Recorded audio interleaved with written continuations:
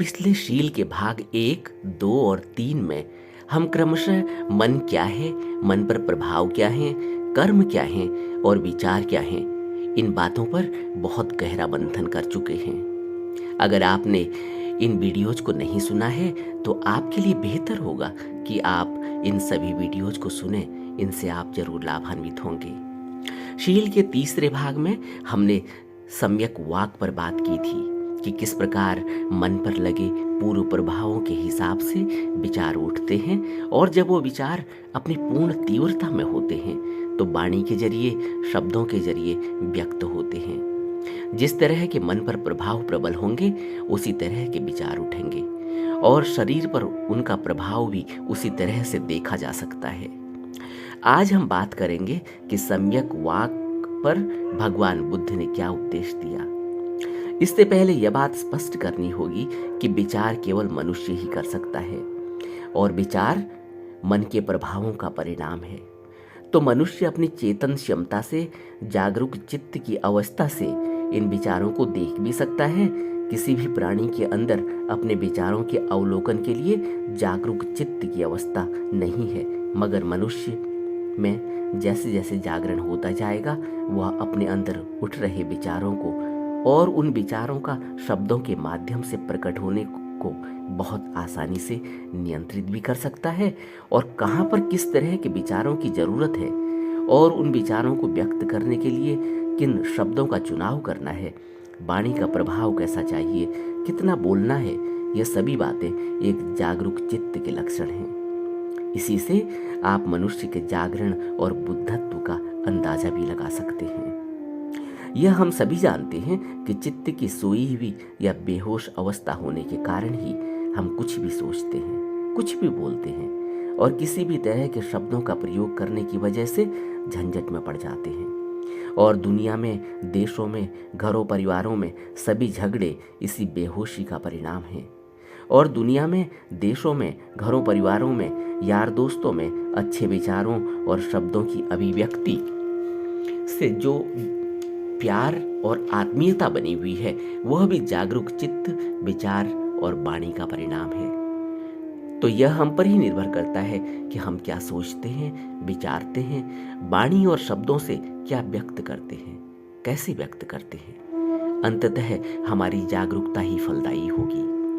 हमारी इस दुनिया के प्रति उत्तरदायित्व भी है और एक इंसान होने के नाते हम इस दुनिया में अपने अच्छे विचारों, वाणी, शब्दों के माध्यम से इसे खुशहाल भी बना सकते हैं और यहाँ नरक भी निर्मित कर सकते हैं। क्योंकि जो भी विचार, वाणी, शब्द निकलेंगे वह इस अस्तित्व पर, यहाँ के समस्त प्राणियों पर असर डालेंगे और यह आप रोज देख सकते हैं अपने जीवन में। जबकि आज सोशल मीडिया का प्रभाव इतना ज़्यादा है कि मेरे विचार, वाणी, शब्द आप तक कितनी आसानी से पहुंच जाते हैं।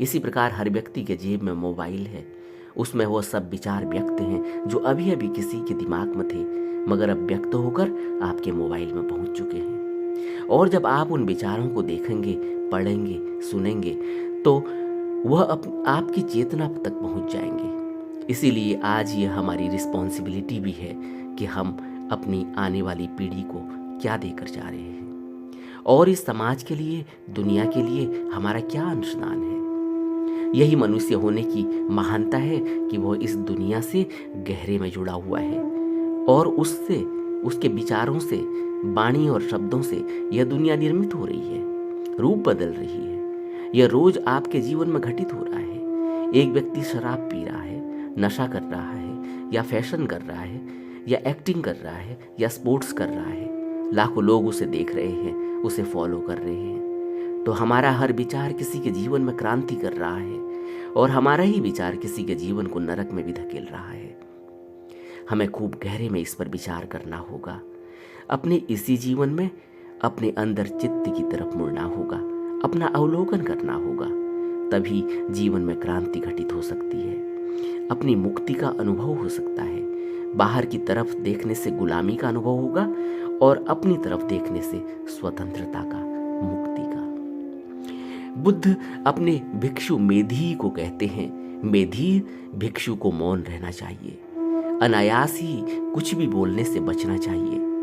इसके अतिरिक्त भिक्षु ऐसी बातचीत का अनायास ही करने वाला, प्रचुर मात्रा में करने वाला होता है जो शुद्ध होती है, जो चित्त की विमुक्ति में सहायक होती है, जैसे अल्पेच्छ कथा, संतोष कथा, एकांतवास कथा, अनासक्ति कथा, पराक्रम कथा, शील कथा, समाधि कथा, प्रज्ञा कथा, विमुक्ति कथा तथा विमुक्ति ज्ञान दर्शन कथा।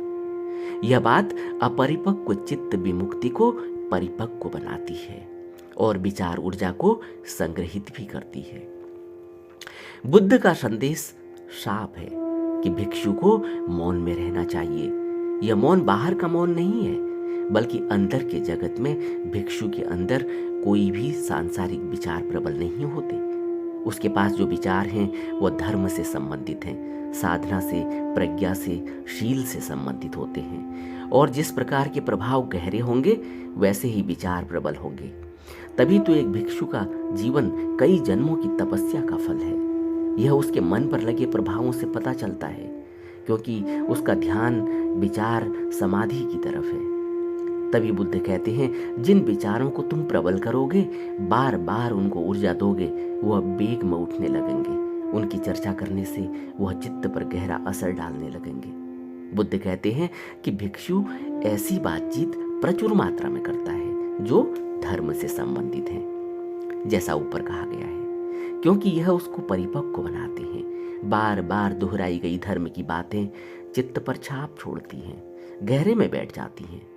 और इसी तरह बार बार दोहराई गई अधार्मिक बातें भी चित्त पर गहरा असर डालती हैं। जो भिक्षु को समाधि तक पहुंचना है, उसको धर्म की बातें अपने चित्त पर ज्यादा से ज्यादा करनी होंगी, डालनी होंगी। शील के इस सम्यक वाक के भाग से अब आपको स्पष्ट हो गया होगा कि हमें कैसे विचारों को प्रबल करना है, दोहराना है और किन विचारों का प्रहान करना है, उनको निष्प्रभाव करना है। कितना बोलना है, क्या बोलना है और कैसे अपने अंदर उठ रहे विचारों को देखना है, यह सब आपने सम्यक वाक के भाग में देखा।